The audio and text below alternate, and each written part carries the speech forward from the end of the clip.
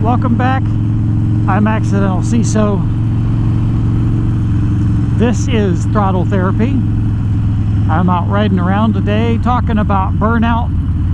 This time I want to talk about what causes burnout. We talked in the last video about burnout being sort of a progressive injury over time, but what causes it? Ultimately, burnout is caused by stress. And stress comes from, in a lot of ways, for me at least, stress comes when reality and expectations don't line up.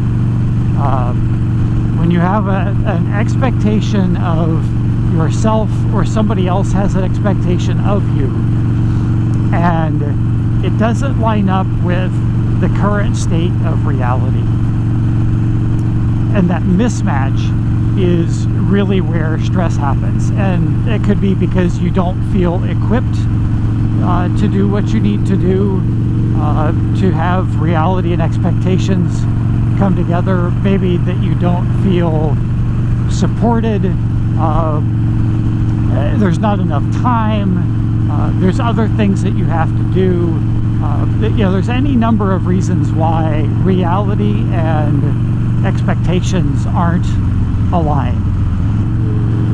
So burnout coming from stress, if we think about it, it usually comes from work stress that we see, at least in the security industry. It can come also from, personal life stress, where you feel like you're letting yourself down, or so maybe it's an unrealistic workload, unrealistic expectations, tasks, insufficient training. Maybe it's insufficient budget support. You're not getting the support you need from leadership or managers or the rest of your team, and you're trying to carry too much on your own shoulders.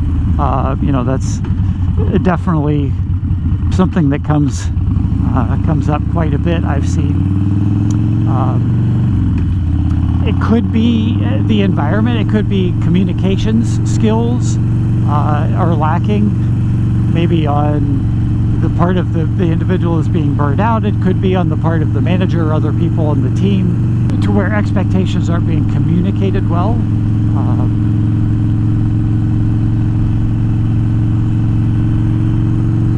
It can also be a result of micromanagement, where you don't have the latitude to do what you need, and maybe you've got responsibility without authority to actually make any decisions, and you're expected to be responsible for something, but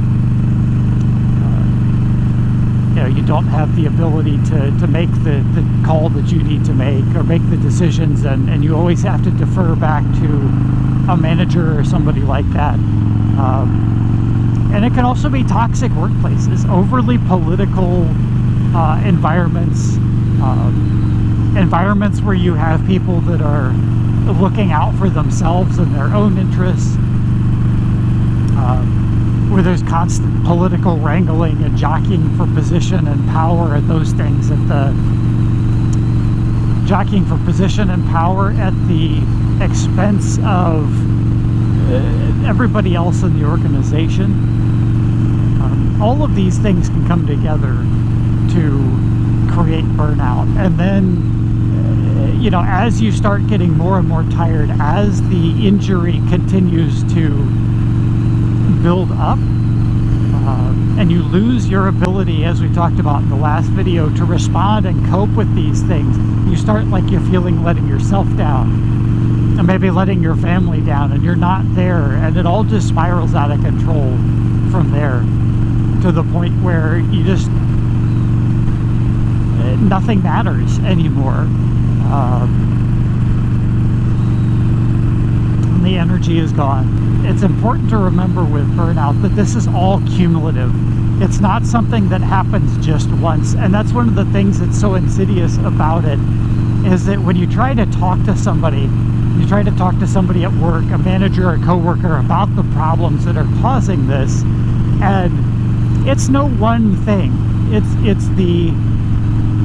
the cumulative nature of how everything is built up to that. So when you say something about it, the one thing that sort of is the straw that's breaking the camel's back for you, it doesn't seem like that big a deal, and that you should be able to handle it. And I think a lot of people, I know I did myself, would get frustrated with myself of why can't I handle it? It's just this. But at the end of the day, it's not just that. It's the pattern of events. It's the pattern of behavior. It's the pattern of stress that has built up cumulatively over time, and that damage has happened over time, emotionally, physically, mentally, to where you don't have anything left. So those are the primary causes of burnout. Next video, we'll talk about how burnout affected me, sort of my own journey with it, and I'll probably follow that with a video about what I had to do to start protecting myself and taking back my life to recover. If this has been helpful to you, or you know somebody that this will be helpful for, share the video with them. Hit the like button, hit the subscribe button too, that'll help me out. Till next time, I'm Accidental CISO, I'm out.